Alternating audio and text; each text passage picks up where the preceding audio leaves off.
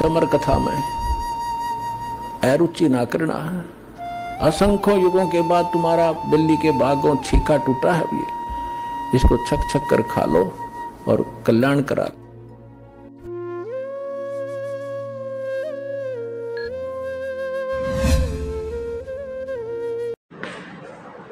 संत रामपाल जी महाराज के बारे में धीरेन्द्र शास्त्री जी के पास दो दंपति आए। उन्होंने कहा कि हमारी पुत्र वधू नास्तिक हो गई है। उन्होंने संत रामपाल जी महाराज से नाम ले रखा है और वो किसी भी देवी देवताओं की पूजा नहीं करती है। तो जैसा कि आप जानते हैं कि संत रामपाल जी महाराज एक विश्व विख्यात संत हैं और आज उनके ज्ञान का बोलबाला पूरे विश्व में हो रहा है। वो जो प्रमाणित ज्ञान देते हैं, ऐसा ज्ञान आज तक किसी ने नहीं बताया, ऐसा उनका भक्तों का जो दावा है। तो आइए इस वीडियो में हम जानेंगे कि धीरेन्द्र शास्त्री जी के पास जब ये समस्या लेके गए तो उस समस्या का इन्होंने क्या जवाब दिया, और जो संत रामपाल जी महाराज जी के ज्ञान के आधार पर जानेंगे क्या वो जो इनका आरोप है कि संत रामपाल जी महाराज देवी देवताओं की पूजा छुड़वाते हैं और वो इन देवताओं को छुड़वाते हैं, तो ये क्या सत्य है या असत्य है, हम ये भी जानेंगे। और ये सारा जो ज्ञान होगा ये आपके सामने प्रूफ होगा कि संत रामपाल जी महाराज देवी देवताओं की भक्ति छुड़वाते हैं या उनको पूजने की जो सही विधि बताते हैं। उनके भक्तों का ये दावा है कि संत रामपाल जी महाराज शास्त्रों में आधारित भक्ति साधना जो है संत रामपाल जी महाराज के अनुयायियों को देते हैं, उससे उन्हें जो है बहुत ही आध्यात्मिक जो लाभ प्राप्त होते हैं, बहुत से सुख होते हैं। तो शुरू करते हैं गाइस इस वीडियो को। आप सबकी स्क्रीन पर पर्चा, घर में सभी पर कृपा होगी, आशीर्वाद, घर की अर्जी स्वीकार है, पूर्ण कार्य होंगे, पति बीमार रहता, परेशान रहता एवं बेटा को जॉब हो जाएगी, बहू नास्तिकों जैसी चलती है, रामपाल नामक संत को मानती है। बाकी बेटा क्या भारत का कंकड़ कंकड़ शंकर है, और जो हमारी मूर्तियों को, हमारे माता पिता को, हमारे माताओं के माथे के सिंदूर को जो भी खंड विखंड करेगा अब वो समाज में स्वीकार नहीं होगा।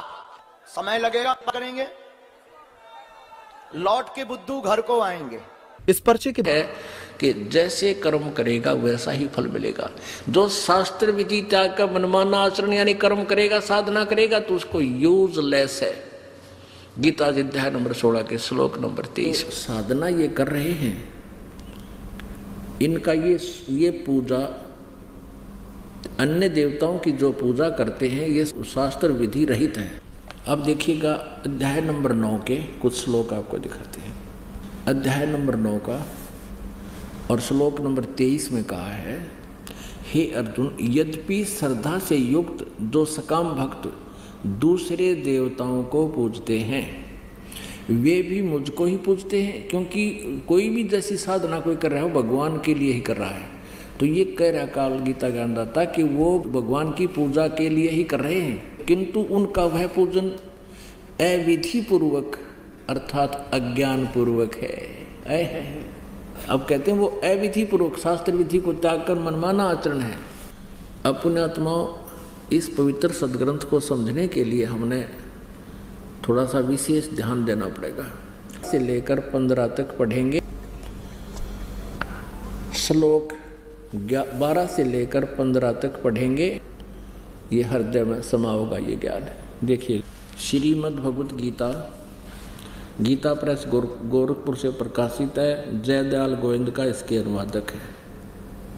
अध्याय 7 और श्लोक नंबर 12 यहाँ से शुरू होता है। ये 12 है। और भी जो सतोगुण से उत्पन्न होने वाले भाव हैं और जो रजोगुण से, सतोगुण से सतीथि, रजोगुण से उत्पत्ति और तमोगुण से विनाश होने वाले भाव हैं, उन सबको मुझसे ही होने वाले हैं ऐसा जान, क्योंकि काल को श्राप लगा हुआ है 1 लाख मानव शरीरधारी जीवों के खाने का। अब ये क्या कहता है, परंतु वास्तव में उनमें मैं और वे मुझ में नहीं हैं। अब 13वें श्लोक में क्या कहा है, गुणों के कार्य रूप सात्विक, राजस और तामस, इन तीनों प्रकार के भावों से ये सारा संसार, प्राणी समुदाय मोहित हो रहा है। यानी तीनों गुणों में, रजगुण ब्रह्मा, सतगुण विष्णु, तमगुण शिव जी के ऊपर ही आसक्त है। इन तीनों गुणों से परे रजगुण ब्रह्मा जी, सतगुण विष्णु जी, तमगुण शिव जी से परे मुझ अविनाशी को नहीं जानता। ये काल कह रहा है, ब्रह्म कह रहा है। अब 14-15 में कमाल कर दिया है। गीता जी अध्याय नंबर 7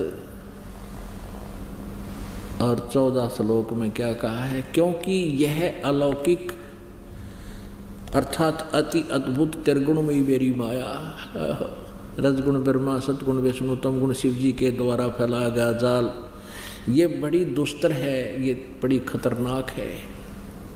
जो पुरुष मुझको ही निरंतर भजते हैं, केवल मुझको ही भजते हैं, वे इस माया को तरंती तर जाते हैं, यानी इनसे ऊपर उठ जाते हैं। फिर वो इनकी भक्ति नहीं करते। ब्रह्मा विष्णु महेश की गीता ज्ञानदाता ब्रह्म कह रहा है, काल कह रहा है, मेरी भक्ति करते हैं।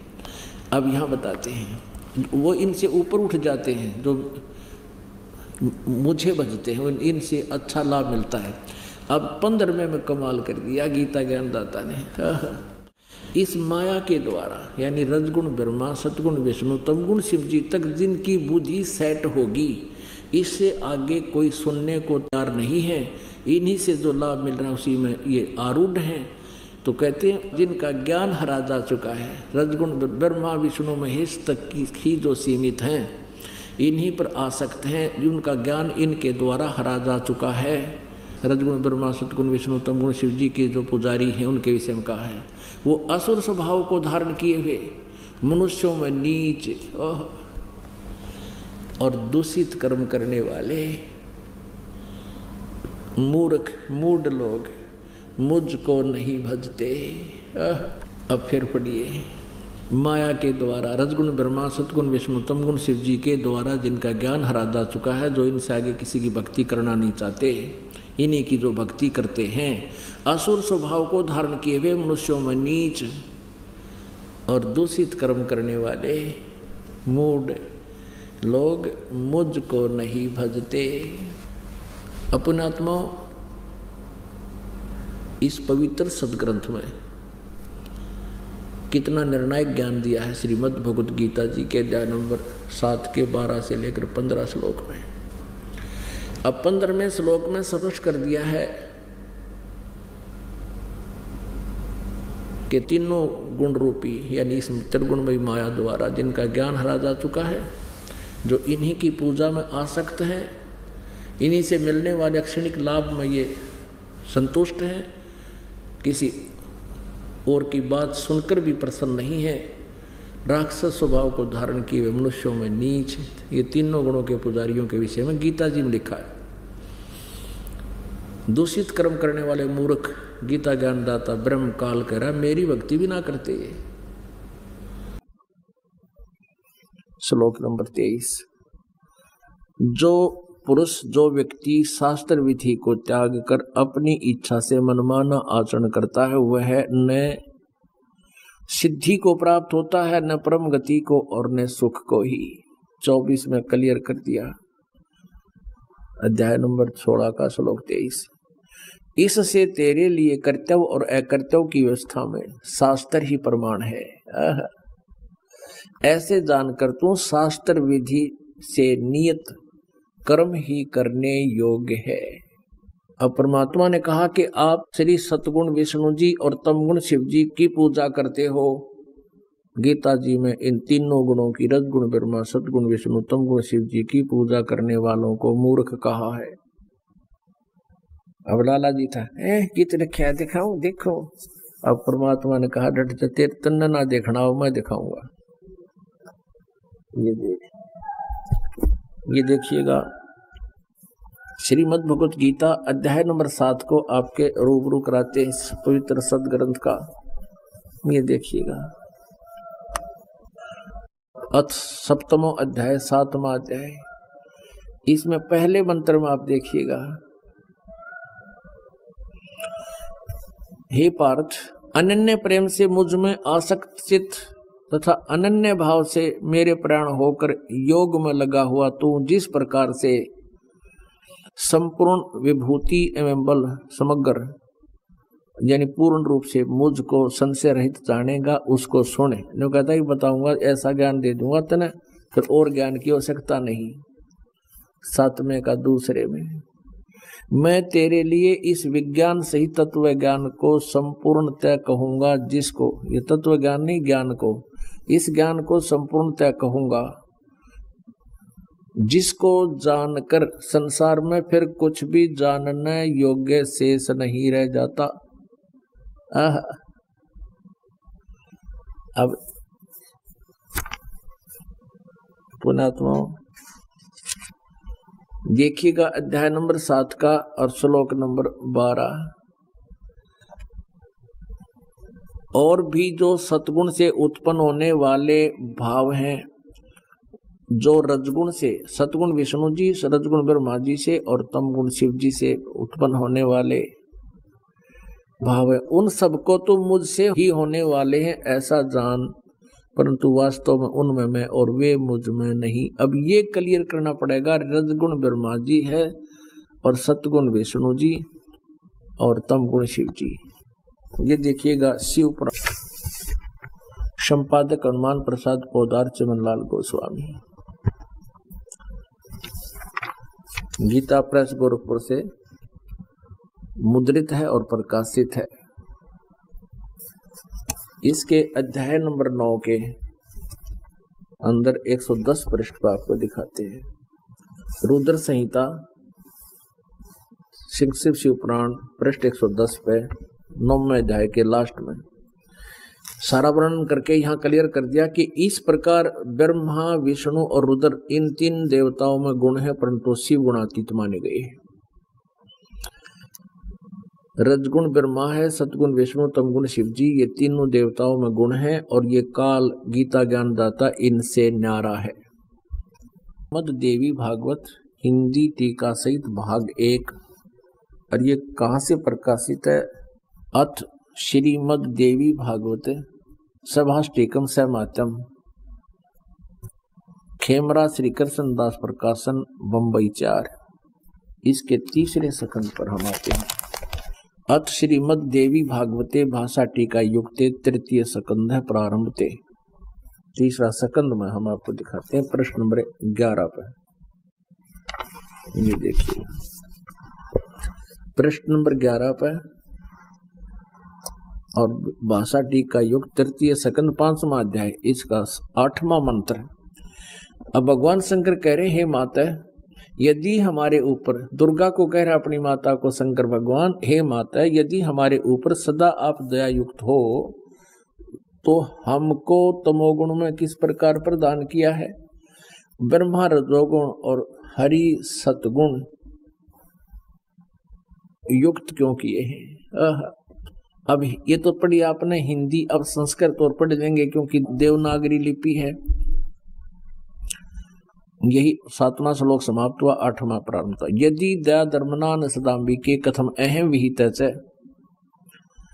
मैं यदि दया धर्मना, यदि आप हमारे ऊपर दया युक्त हैं, शंकर जी कह रहे हैं, तो कथम अहम विहित है, मैं क्यों बना दिया तमोगुण है। और कमल से उत्पन्न होने वाले ब्रह्मा जी को आपने रजोगुण क्यों बना दिया? कमल जय रजोगुण संभव सुविता है क्यों? और क्यों सतोगुण हरि और विष्णु को आपने सतोगुण को बना दिया? इति सिद्धम रजगुण ब्रह्मा, सतगुण विष्णु, तमगुण शिव जी। एक और प्रमाण दिखाते हैं मार्कंडेय पुराण में। मार्कंडेय पुराण गीता प्रेस गोरखपुर से प्रकाशित है।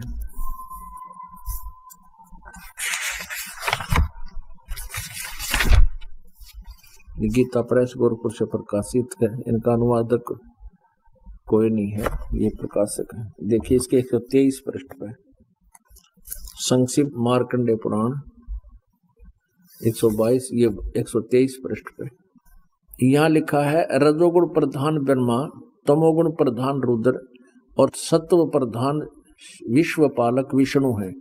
ये ही 3 देवता हैं और यही 3 गुण हैं। कति क्लियर कर दिया, यही 3 देवता हैं और यही 3 गुण हैं। पुण्यात्माओं, अब आसानी से समझ आ जाएगी ये पवित्र सदग्रंथ यानी श्रीमद् भगवत गीता। अब फिर देखिएगा श्रीमद् भगवत गीता अध्याय नंबर 7 और श्लोक नंबर फिर देखिएगा 12, अध्याय नंबर 7 का श्लोक नंबर 12 अब आपको पढ़ के सुनाते हैं। और भी जो सतगुण से उत्पन्न होने वाले भाव, सतगुण माने विष्णु जी से सतिथि, और भाव है जो रजगुण ब्रह्मा जी से और तपगुण शिव जी से।